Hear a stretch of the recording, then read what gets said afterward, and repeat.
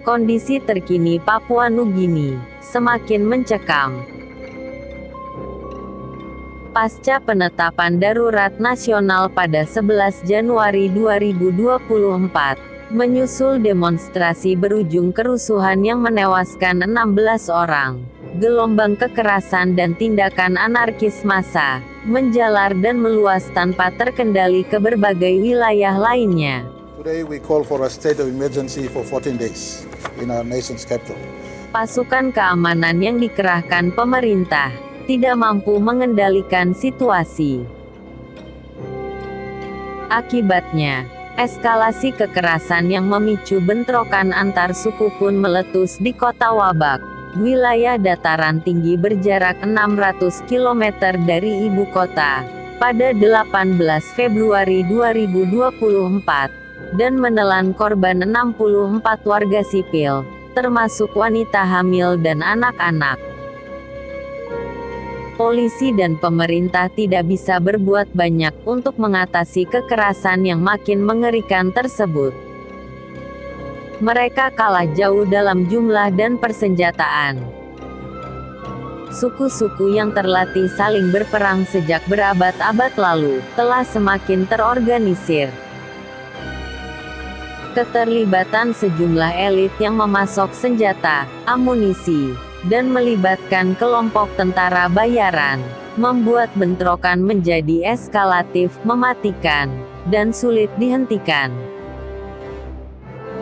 Sesungguhnya, peningkatan gejolak politik dan sosial dalam masyarakat sudah terbaca dan terasa jauh sebelumnya. Mosi tidak percaya pihak oposisi atas kepemimpinan Perdana Menteri James Marape, yang dinilai gagal mengatasi kemerosotan ekonomi yang menyebabkan inflasi dan pengangguran, memicu sentimen anti-pemerintah. Protes para pekerja, pegawai pemerintahan, polisi, tentara, dan masyarakat pada umumnya adalah perwujudan dan ungkapan penderitaan ekonomi dan sosial yang tidak kunjung terselesaikan. Kerusuhan, kekerasan, dan bentrok antar suku merupakan ekses dan gambaran betapa buruk dan lemahnya perangkat keamanan negara saat ini. Papua Nugini, yang menjadi rumah bagi sekitar 1.000 suku bangsa dengan lebih 800 bahasa berbeda, hingga saat ini terkategori negara terbelakang dan tidak mandiri.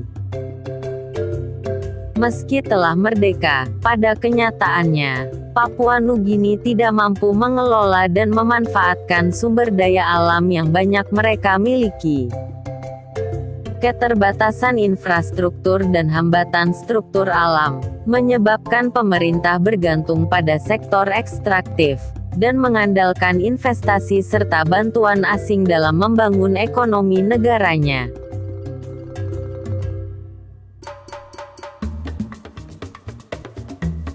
Kemerdekaan yang diberikan Australia pada 16 September 1975 terkesan setengah hati.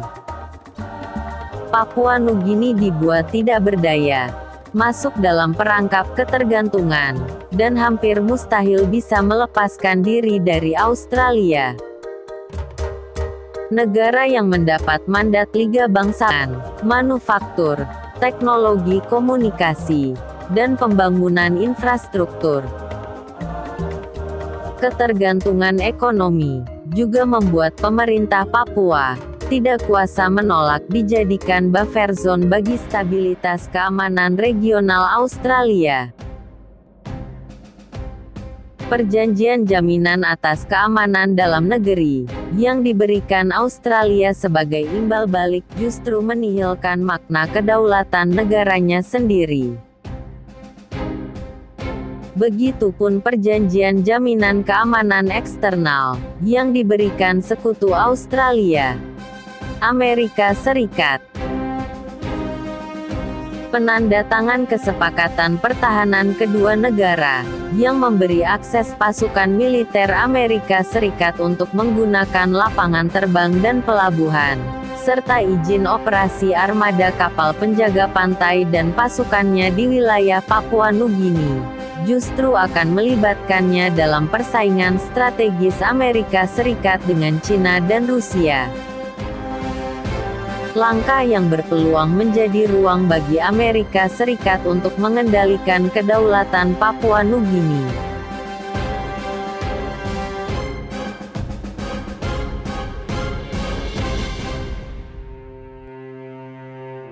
Kondisi Papua Nugini makin memburuk dan terpuruk akibat tingginya tingkat korupsi dalam birokrasi pemerintahan.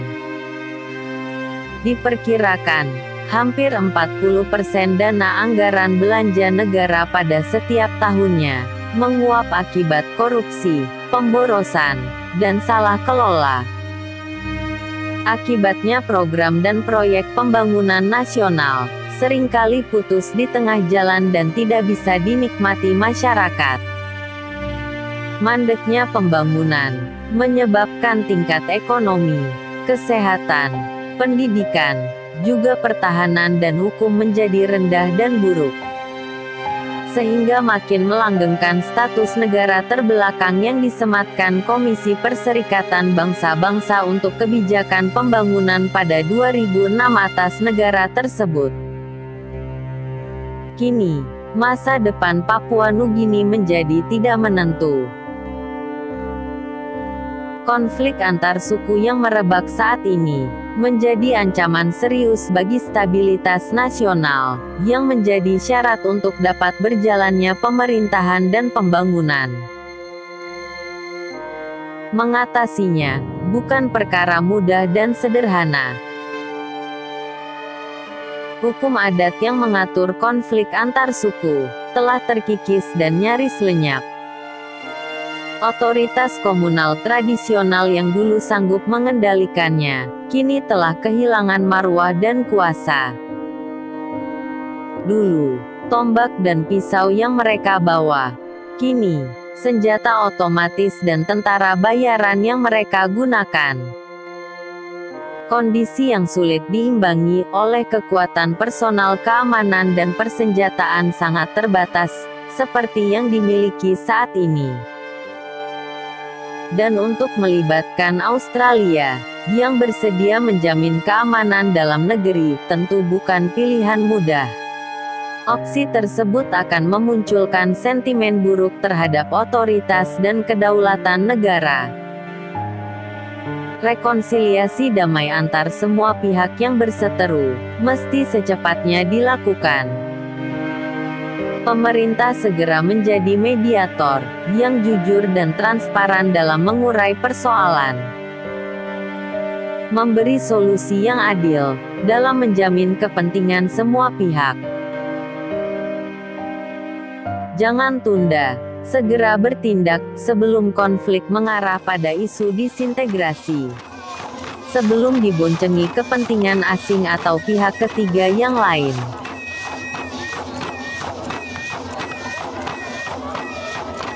Terima kasih telah menonton video ini. Semoga bermanfaat. Salam.